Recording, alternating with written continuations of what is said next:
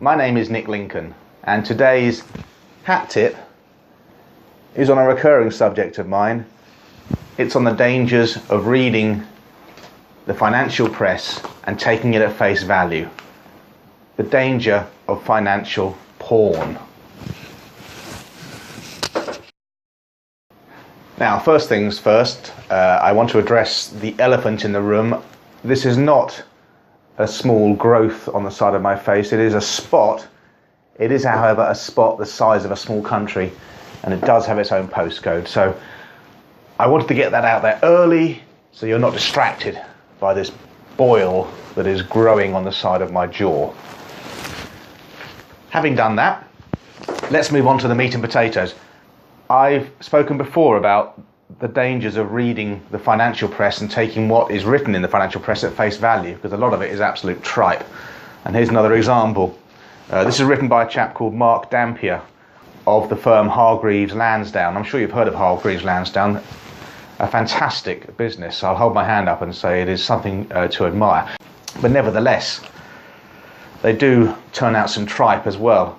The other very good thing that Hargreaves Lansdown are very good at is PR, because Mark Dampier, sometimes you could be forgiven for thinking he's the only financial advisor out there, because he is relentlessly quoted in the financial press, because the Hargreaves Lansdown PR team are very good at getting him in front of journalists. And this isn't a rant, this isn't anger, this is just curiosity on my part expressed in an angry fashion. Quote, "The years following the financial crisis have proven uneasy for investors and fund managers alike, with wider macro concerns dominating news flow." Now, I don't know what that last part of the sentence is on about. I've got no idea what news flow is or macro concerns. It sounds very nice. It's a series of words put together with a full stop at the end.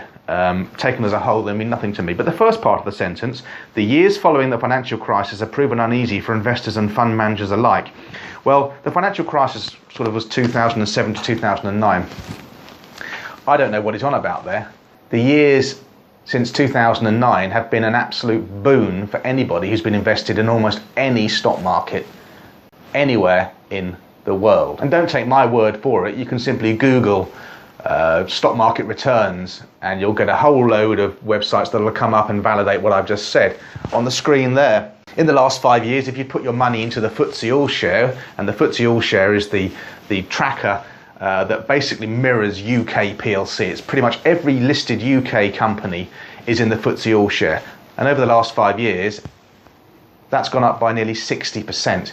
And if you'd invested elsewhere in the world, America, Europe, Japan, in developed economies, those indexes have gone up by 83%. Now, it's not in a straight line. Investing in the stock market never is, but it's been as near as, damn it, a straight line as you're going to get with stock market investing.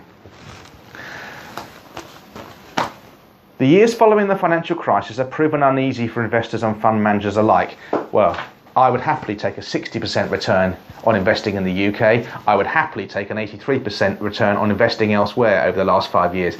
Does that really sound uneasy to you? That sounds fantastic to me.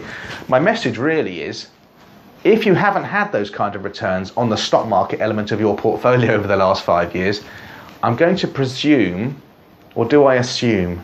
When I'm on the spot, I never know whether to presume or assume. I'm going to presume that you're either a do-it-yourself investor, a DIYer, and you've made some horrendous decisions over the last 5 years and you've chased returns and tried to market time, which is a very good way of destroying any value in your portfolio very quickly. Or even worse than that, you've had an advisor on your shoulder telling you to come in and out of markets and market time. And that's even worse. And if that's the case, if you're a DIYer and you haven't had those kind of returns, think about getting an advisor, because a good advisor will add value way over whatever their fees are by keeping you on the straight and narrow. And if you have had an advisor over the last 5 years and you haven't had those kind of returns on the stock market part of your portfolio, sack your advisor, because he or she is pants. Now, this is not advice.